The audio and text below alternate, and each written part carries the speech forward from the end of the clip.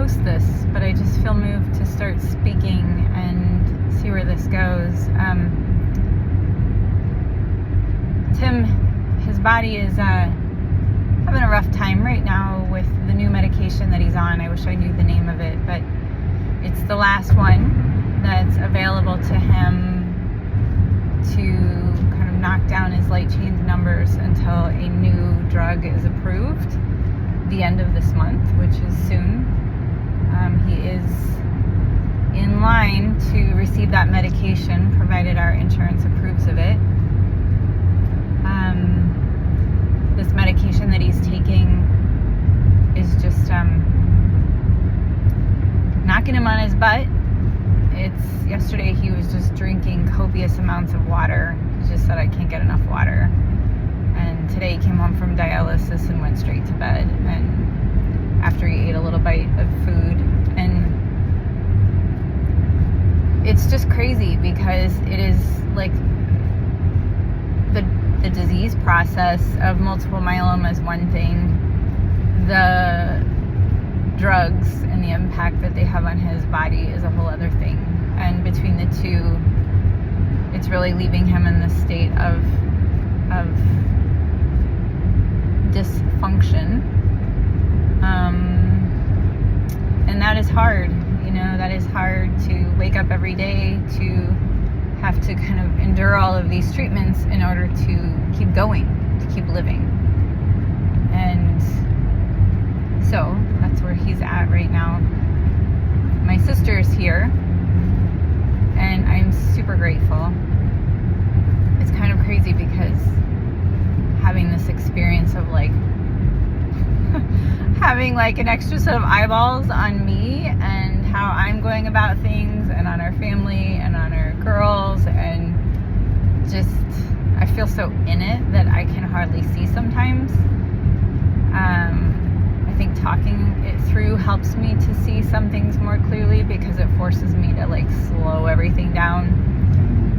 But having a guest in our home for an extended period of days really is it's like an eyeball out here that's just noticing things. And she's very kind and loving and gentle, and just kind of noticing things and asking if I want her to point them out, if I want her to say anything, if I want her to offer any suggestions around what might be helpful or useful. And so it's all really helpful and useful. And I'm just acknowledging that when you're on a journey like this, caregiving for someone who is in a state like my husband's, and you're juggling work and a middle schooler and a high schooler and all of the stuff that's going on with their lives,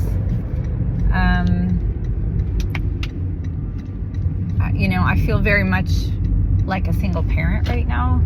Tim tries to be available, but I'd say his reliability is questionable right now, just because of the state he's in, and that's fine. That's where he needs to be. And I know that in his heart of hearts he really wants to be helping on all the fronts, and he can't. But he does stuff when he can, and that's super helpful. It's helpful to know, even when he wants to do something and can't, when he says that he wants to do something to be more helpful. I appreciate, as the caregiver, hearing that, because I feel oh yeah, I know you want to help, and I can lean in and do that for us because I know you can't right now. But it helps to feel seen, as I pick up the extra responsibilities. But having my sister here, and just she's jumping in and driving my daughter's places and picking them up and helping with meals, and helping me with some upstairs renovations so that we can open up some more guest space for family members that come to stay and help. So I'm just extremely, extremely grateful, and I'm acknowledging, like, oh, okay, I'm a single mom right now. I have a husband who's here, but he's really in a state of need, and so the responsibilities are on me. And I think just somehow reframing it and acknowledging that I'm a single mom. In a lot of ways, that helps me mentally adjust, and also kind of take a fresh look at things, and also acknowledge why I feel so stretched sometimes. And in a way, I felt a little bit even more stretched in the past week and a half, partly because of things that are coming up with my girls, and partly because of just like when you have someone else around who can help pick up the slack. I think it allows you to stop and pause and feel like where you're really at and be present to that. And so that's part of what's going on for me. Last week I promptly got a cold and was down for a couple of days, and then this week I've just felt like, oh, I feel what I'm feeling. Yeah. So that is where I'm at, a year and a couple months in. That's where Tim is at. And I don't know what else there is to say. Oh, I am going to my aunt's celebration of life tomorrow. We're actually going on Friday, but tomorrow we're going to an ecology visit, and then on Friday is my aunt's celebration of life. And I missed my dad's celebration of life last year because that's when Tim was diagnosed. And my aunt also lived with Parkinson's for a good number of years, and also passed while eating ice cream, which is how my dad passed.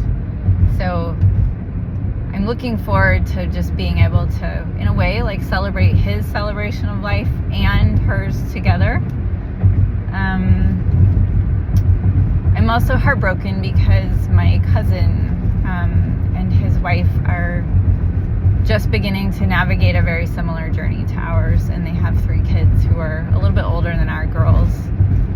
But my cousin's wife was diagnosed with a very aggressive form of colon cancer, and she'd had kind of an irregular test, but they kind of wrote it off as it's normal with a little something. But so if anything's going on with your body, just like really explore it and get it checked out, and just note where your brain is like trying to make sense of it, given all of the things that you mentally know could be wrong with your body. Take the extra time to push for the answers that you need to feel resolution. And if something's nagging at you, keep going.